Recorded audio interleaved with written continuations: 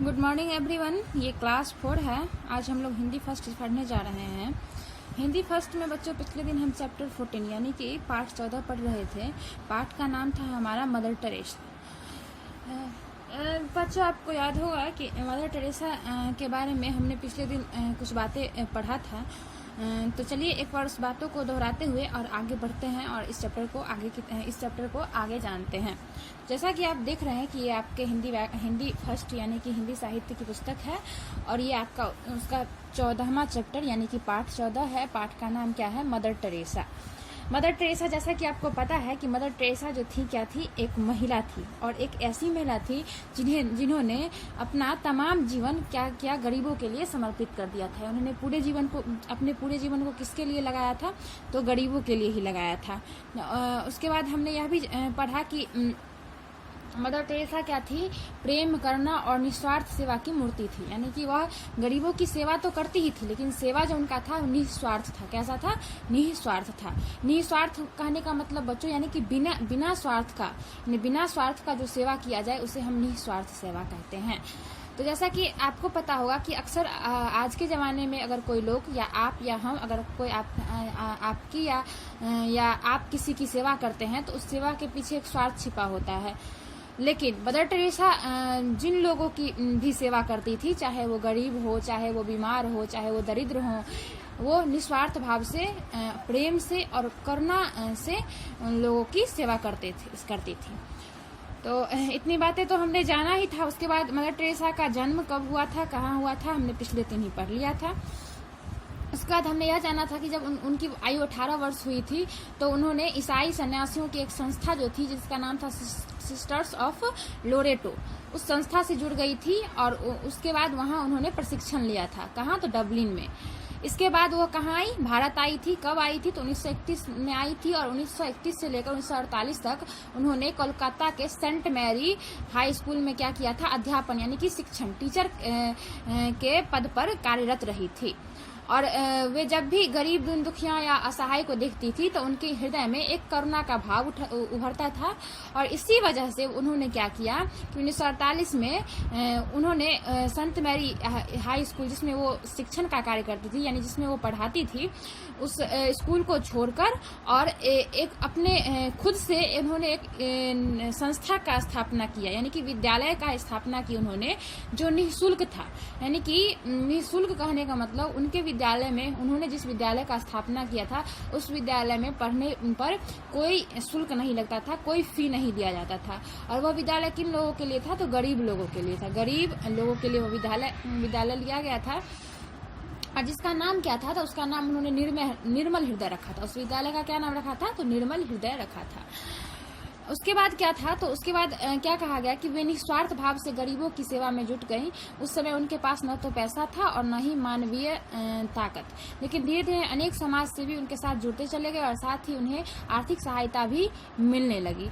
कहा गया है कि जब उन्होंने विद्यालय खोला था, विद्यालय पढ़ाना शुरू किया था, निर्मल हृदय की स्थापना की थी, तो उस समय उनकी आर्थिक स्थिति उतनी अच्छी नहीं थी। यानी कि वो आर्थिक रूप से, उनके पास पैसा नहीं था तो आर्थिक रूप से कमजोर थी और उनके पास मानवीय ताकत था। मानवीय ताकत कहने का मतलब वो उतनी प्रसिद्ध नहीं थी, लोग उनको जानते नहीं थे, तो इनका कोई साथ देने वाला भी उस वक्त नहीं था। लेकिन धीरे धीरे जब लोगों ने जाना तो जो समाज से भी लोग थे, जिनको समाज का सेवा करना पसंद आता है, वो लोग उनसे जुड़ते चले गए और धीरे धीरे उनकी आर्थिक सहायता भी हुई। यानी कि रुपए पैसे से भी लोगों ने उनकी सहायता की। जो अमीर लोग थे, जिनकी इच्छा होती थी कि हम भी गरीबों की सहायता करें, जिनकी इच्छा, तो वो उन्हें मतलब धन की सहायता, आर्थिक सहायता देते थे और इससे क्या हुई? उनकी स्थिति अच्छी हो गई।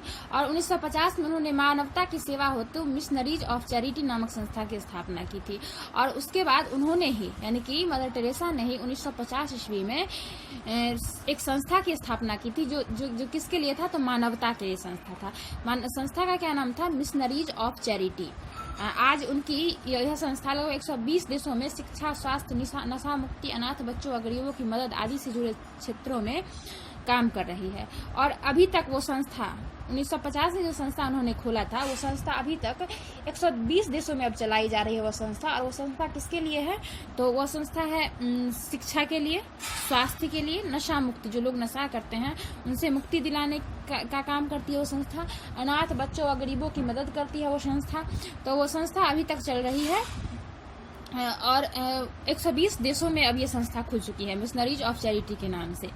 आगे कहा गया है कि मदर टेरेसा बहुत ही नरम दिल और सहनशील महिला थी। यानी कि मदर टेरेसा जो थी उनका स्वभाव बहुत ही नरम दिल था, यानी दिल की बहुत ही नरम थी, कठोर नहीं थी और बहुत ही सहनशील थी। यानी किसी भी चीज़ को सहने की ताकत उनके अंदर बहुत ज़्यादा थी। उनकी ईश्वर में अटूट आस्था थी तथा उनके मन में पीड़ितों, बीमारों, वृद्धों, गरीबों और विकलांगों के प्रति अपार स्नेह था। कहा गया है कि वो मतलब उन्हें ईश्वर पर विश्वास था, वो ईश्वर में उनका अटूट आस्था भी था और उनके मन में, उनके हृदय में हमेशा पीड़ित, जो व्यक्ति किसी रोग से पीड़ित हो, बीमार हो, वृद्ध हो, विकलांग हो, इनके प्रति हमेशा उनके अंदर स्नेह का भाव, प्यार का भाव रहता था। जब भी उन्हें रास्ते में कोई गरीब, असहाय या बीमार दिखता तो उनका हृदय करुणा से भर उठता।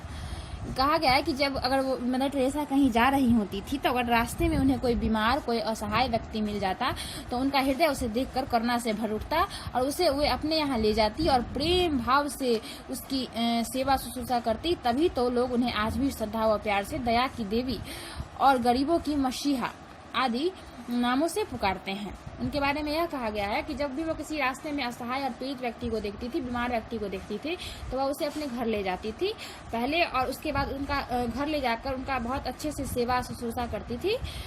और इसलिए लोग अभी भी उनको याद रखते हैं। इतने वर्ष बाद, उनके जन्म के इतने वर्ष के बाद भी आज हम उनके बारे में पढ़ रहे हैं, तो उसका बस एक ही कारण है कि वह दया की देवी थी। श्रद्धा व प्यार से लोग उन्हें दया की देवी कहते हैं। गरीबों का मसीहा उनको कहा जाता है और आज भी लोग उनके बारे में पढ़ते हैं, उनका नाम लेते हैं, उनके बारे में कई सारी किताबें लिखी गई हैं।